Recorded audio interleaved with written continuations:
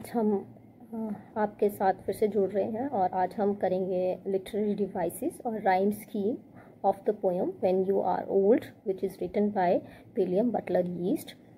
तो आप सबको पता है कि लिटरेरी डिवाइसेस क्या होते हैं, और क्योंकि ये हमने पिछले वीडियोस में भी डिस्कस किया है, जैसे जैसे हमने पोएम्स की हैं वैसे वैसे हमने उसमें जो लिटरेरी डिवाइसेस आए हैं उनको डिस्कस किया है। तो आज हम देखेंगे कि ये पोएम जो है इसमें कौन कौन से लिटरेरी डिवाइसेस यूज़ किए गए हैं और इसमें क्या राइमिंग स्कीम है। तो लेट्स स्टार्ट नाउ। ठीक है, the poem which is when you are old, it is a short poem and this poem is full of literary devices. It is packed with the literary devices which are used by the yeast to make this poem more attractive. तो what are those literary devices? तो उसकी definition अगर हम देखें कि literary devices क्या होते हैं तो पहले भी मैंने डिस्कस की है। तो literary devices are the tools the writer used while writing his poetry or story, and this enhance the poem and stories and connect the reader with the poet. तो जब कोई रीडर उसको पढ़ता है तो वो उसको अपने साथ कनेक्ट करने की कोशिश करता है। That is why these literary devices are used. तो इस पोएम में जो लिटरेरी डिवाइसेस यूज हुए हैं उसमें क्या है, पोइट ने क्या किया है, actually this poem is love poem. तो to illustrate the love and the meaning of love he used various literary devices in this poem, and the most subtle and the very soft imagery is use in this case. तो जो imagery है वो बहुत ही soft है, subtle है, उसमें ज़्यादा aggressiveness नहीं है, क्योंकि जो वर्ड्स यूज़ किए गए हैं इमेजरी के लिए वो बहुत ही सॉफ्ट हैं। तो कौन कौन से वर्ड्स हैं जो इमेजरी को डिस्क्राइब करने के लिए यूज़ किए गए हैं, तो उनमें एक है सबसे पहले क्या है, and nodding by the fire take down this book. तो पोइट जो है वो अपनी बिलविड को बोल रहा है कि जब तुम आग के पास बैठी होगी और वहाँ पे बैठ के सोच रही होगी तो तुम्हारे हाथ में ये किताब जो है वो तुमने ली होगी। तो जब ये चीज़ उसने की है, बोली है, तो that thing can perceived from our senses, by our senses. तो ये जो हम परसीव कर सकते हैं चीज़ों को, या हम अपने दिमाग में एक पिक्चर क्रिएट कर लेते हैं जब हम रीड कर रहे होते हैं कोई स्टोरी या कोई पोएम, तो उसको हम इमेजरी कहते हैं। तो यहाँ पे इमेजरी के लिए जो लाइंस हम सेलेक्ट कर रहे हैं कि कौन कौन सी लाइंस में इमेजरी है, तो फर्स्ट ऑफ ऑल जो सेकंड लाइन है ना, तो उसी में when you are old and grey full of sleep, ये है first line. Second line, and nodding by the fire take down this book. तो ये nodding by the fire take down this book जो है इसमें इमेजरी है।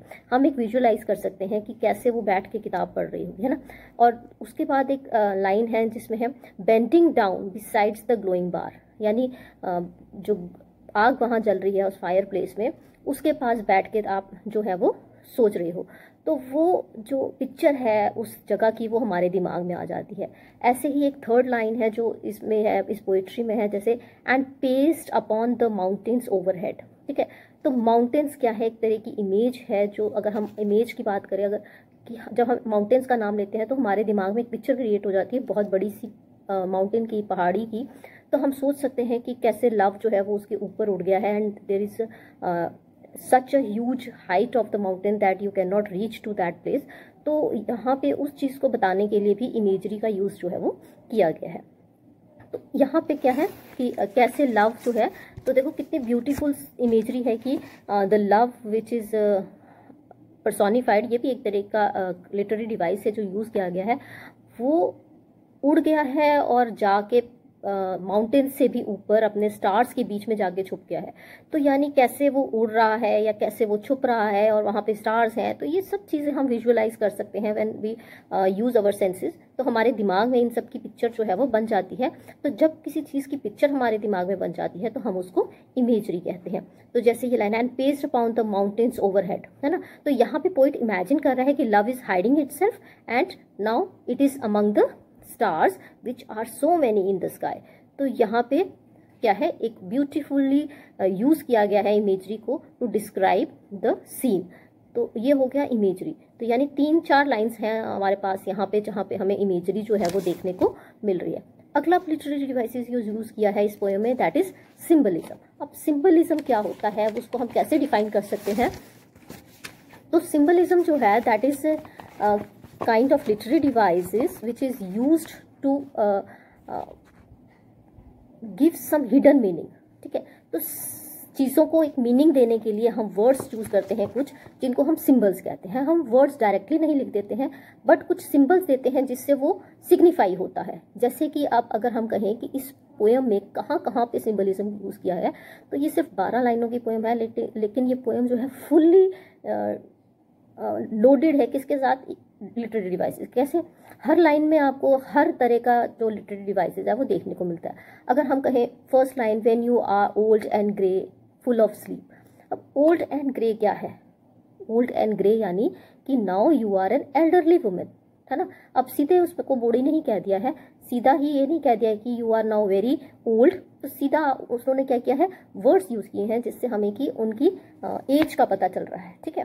तो full of sleep यानी at this time when a person is moving towards an old age, he is no more active, he is not very active and he is little bit lazy and feeling drowsiness during his works, and he always get very tired very easily.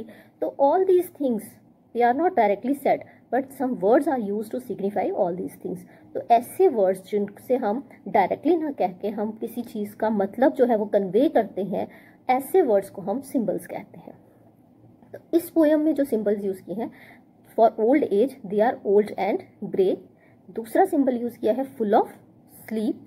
तीसरा एक और इसमें use किया है जैसे जिसमें हम कहते हैं कि फेडिंग टायरनेस जो दिखाने के लिए, एल्डरली टायरनेस को दिखाने के लिए किया गया है, that sorrows of your fading face, है ना। तो sorrows of your fading face जो है ये भी शो कर रहा है कि टायरनेस, फेडिंग फेस यानी वो चेहरे का जो नूर है जो अब वो धीरे धीरे खत्म हो रहा है। तो यानी कि सिंबल्स यूज किए गए हैं to define the old age. ऐसे ही यूथ को भी डिस्क्राइब करने के लिए जो है वो सिंबल्स यूज किए गए हैं इस पोएम में। और वो कौन कौन से सिंबल्स हैं, कौन कौन सी लाइंस में है, तो जैसे कि यहाँ पे जैसे हमने कहा है डीप आईज, है ना। डीप आईज जो है they are the symbols of youthfulness.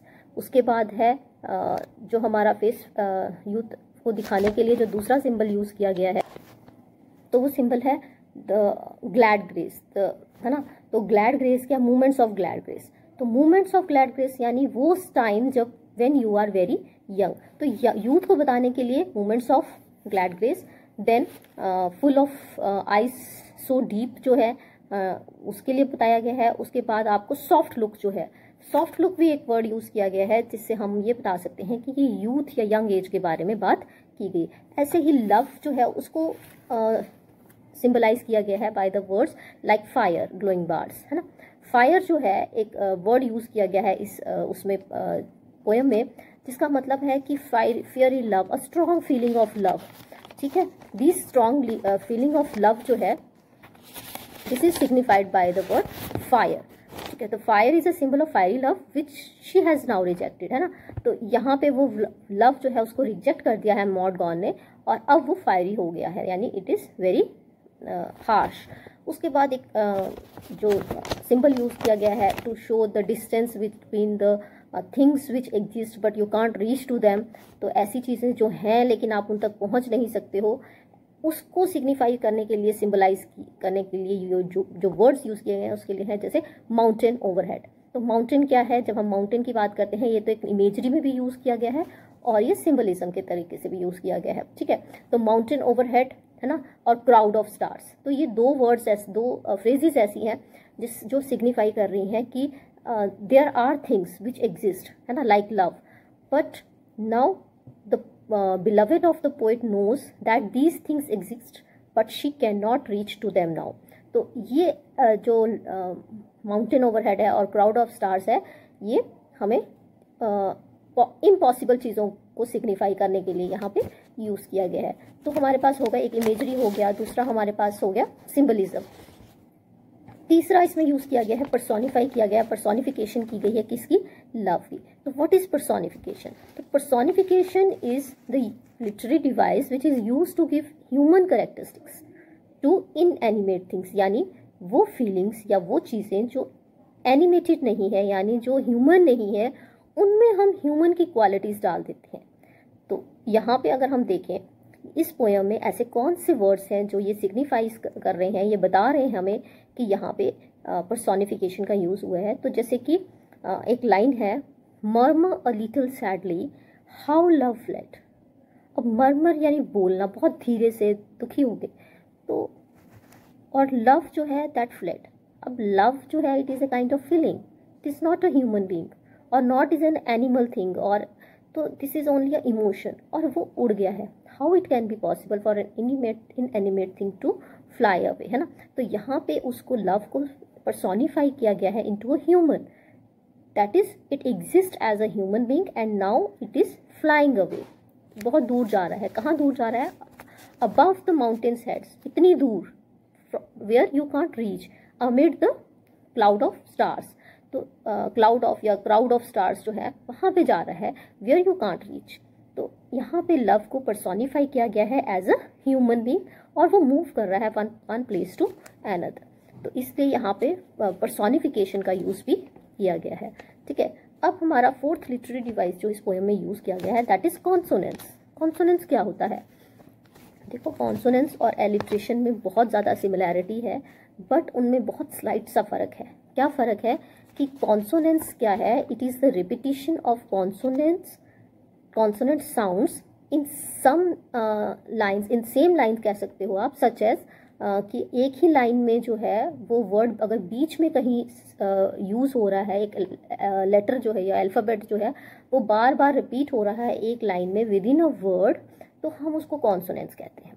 लेकिन वही कॉन्सोनेंट जो है अगर एक वर्ड की स्टार्टिंग में अगर आता है बार बार, तो उसको हम कहते हैं एलिट्रेशन, यानी repetition of the consonant sounds with in a line in a word is called as consonant, and when same repetition of the consonant occurs at the beginning of the word within the same line, then it is called as alliteration. Example से समझा देती हूँ।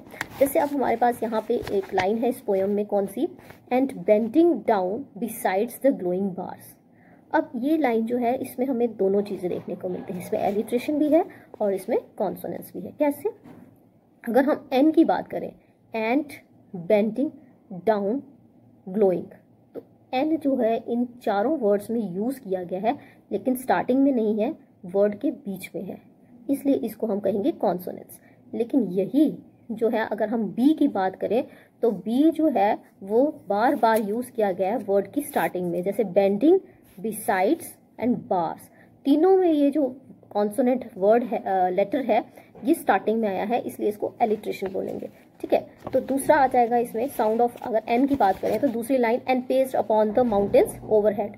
And में N है बीच में, upon में N है, mountains में एन है, तो ये सारे वर्ड्स जो है इसमें एन जो है वो कॉन्सोनेंट्स की कॉन्सोनेंट है, और ये बार बार आ रहा है, इसलिए हम कहेंगे कि इसमें लिटरेरी डिवाइस जो कॉन्सोनेंट्स है उसका यूज़ किया गया है। अब एलिट्रेशन की बात करें तो एलिट्रेशन जैसे मैंने बताया कि उसमें भी रिपीटिशन होती है, लेकिन बिगिनिंग ऑफ द लेटर में होती है। तो यहाँ पे साउंड ऑफ एच जो है वो बार बार हो रही है, जैसे कि हाइडिंग हिज फेस, है ना, हाइडिंग हिज फेस, तो उसमें एच और एच, हाइडिंग और हिज पे। ऐसे ही bending down besides the glowing bar, तो साउंड ऑफ बी, तो बी की भी एलिट्रेशन है। तो हमारे पास हो गई 4, यानी हमने कर लिया कि इसमें कौन कौन सी लिटरेरी डिवाइसेस यूज किए गए हैं। एक तो हो गया imagery, second is personification, third is alliteration, fourth is consonants and fifth is symbolism. तो 5 जो है इसमें जो है वो यूज किए गए हैं लिटरेरी डिवाइसेस। और अब बात करें अगर कि पोएम की राइम स्कीम क्या है, तो राइम स्कीम सबसे पहले देखने के लिए हमें देखना पड़ेगा कि पोएम है क्या। The poem is a 12 line poem which is divided into 3 stanzas of 4 line each, यानी पोएम 12 लाइनों की है और उसको 3 स्टैंजाज में डिवाइड किया गया है। स्टैंजा क्या होता है? Stanza is a poetic form of lines की किस तरीके से लिखा गया है। स्टैंजा 4 लाइन का भी हो सकता है, 6 लाइन का भी हो सकता है, 8 लाइन का भी हो सकता है। तो यहाँ पे 4 लाइन का स्टैंजा है और इसलिए इस 4 लाइन को स्टैंजा को हम बोलते हैं क्वार्टेन। तो quatrain is a 4 line stanza और there are 3 stanzas in this poem and each line is having a very definite rhyming scheme. The rhyme scheme is followed throughout the poem, यानी पूरी poem में जो rhyme scheme है वो same है, उसमें फर्क नहीं है। और क्या है वो rhyme scheme? The rhyme scheme followed here is A B B A C D D C E F F E, यानी कि फर्स्ट लाइन जो है वो राइम कर रही है with the fourth line, and second line is rhyming with the third line. जैसे कि अगर हम फर्स्ट स्टैंजा की बात करें तो उसमें राइम स्कीम जो है वो ए बी बी ए है। कैसे? क्योंकि जो फर्स्ट लाइन का जो फर्स्ट लाइन में जो लास्ट वर्ड है उसमें है फुल ऑफ स्लीप। स्लीप जो है वो किसके साथ राइम कर रहा है? जो फोर्थ लाइन है उसमें लिखा हुआ है देयर शैडोज डीप। तो स्लीप और डीप जो है ये आपस में राइम कर रहे हैं, इसलिए इनका नंबर जो है वो सेम ए डाला है हमने।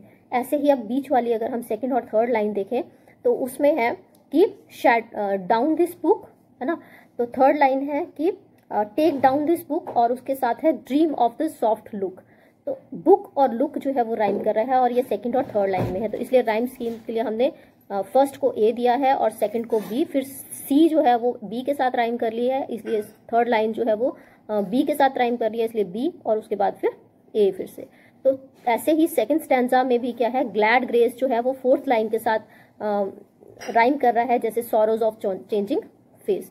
तो ऐसे ही उसमें जो लाइन है बीच वाली दो लाइंस वो आपस में राइम कर रही हैं, जैसे लव फॉल्स और true and soul in you.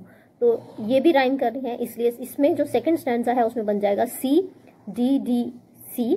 और ऐसे ही थर्ड स्टैंजा जो है उसमें बन जाएगा हमारा ग्लोइंग बार्स है लास्ट की दो लाइंस, उसके लास्ट के वर्ड सॉरी, और वो राइम कर रहे हैं फोर्थ लाइन के साथ जिसमें लिखा हुआ है क्राउड ऑफ स्टार्स। तो crowd of stars and glowing bars last के आर आर एस जो हैं वो राइम कर रहे हैं। तो यहाँ पे बन जाएगा ई एंड ई, और बीच वाली जो दो लाइनें हैं वो एफ की साउंड, मतलब हमने हर वर्ड को अलग अलग अल्फाबेट असाइन किया है। और जब हम देखते हैं पूरी पोएम में तो राइम स्कीम जो है वो throughout the poem same रहती है, A B B A, C D D C, E F F E.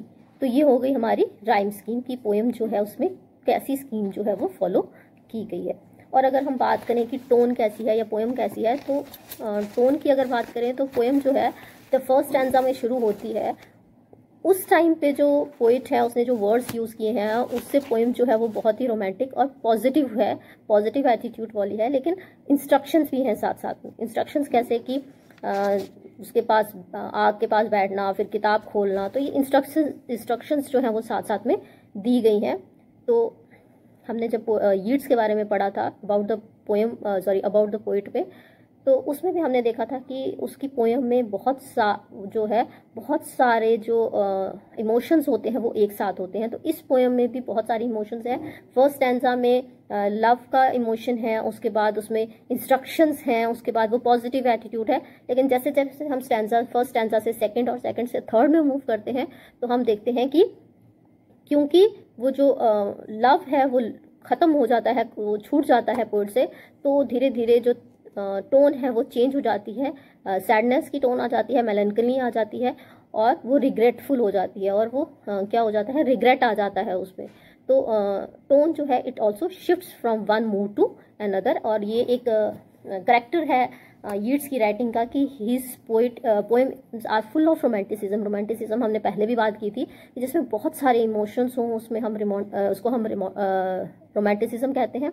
तो यहाँ पे भी इमोशंस बहुत सारे हैं, कहीं दुख है, कहीं सजेशंस हैं, कहीं इंस्ट्रक्शंस हैं, ठीक है। तो इसलिए ये पोएम जो है that is also full of so many emotions and categorised as a romantic poem. तो ये था हमारा आज का चैप्टर का एनालिसिस की हमारी पोएम का एनालिसिस कि इसमें कौन से लिटरेरी डिवाइसेस यूज़ किए गए हैं, वो कौन कौन से हैं, उनके एग्जाम्पल्स क्या हैं, और जो राइम स्कीम है वो कैसी है, ठीक है। तो पोएम कितनी लाइंस की है, कैसे डिवाइडेड है, तो ये सारा जो था वो हमारा आज का जो हमारा लेक्चर था। तो आई होप आपको ये समझ में आ गया होगा। अगर नहीं आया है, कोई भी डिफ़िकल्टी है, तो you can ask me any time, तो आप पूछ सकते हैं। तब तक आप अपने घर में रहो, सेफ रहो। हाँ, इसके साथ ये है कि थोड़ा सा रिटन कंटेंट जो टेक्स्ट है मैं वो आपके साथ शेयर कर लूँगी, ताकि अगर आप इसको अपने घर पे भी अगर कहीं देखना चाहो या खुद रीड करना चाहो तो आप कर सकते हो।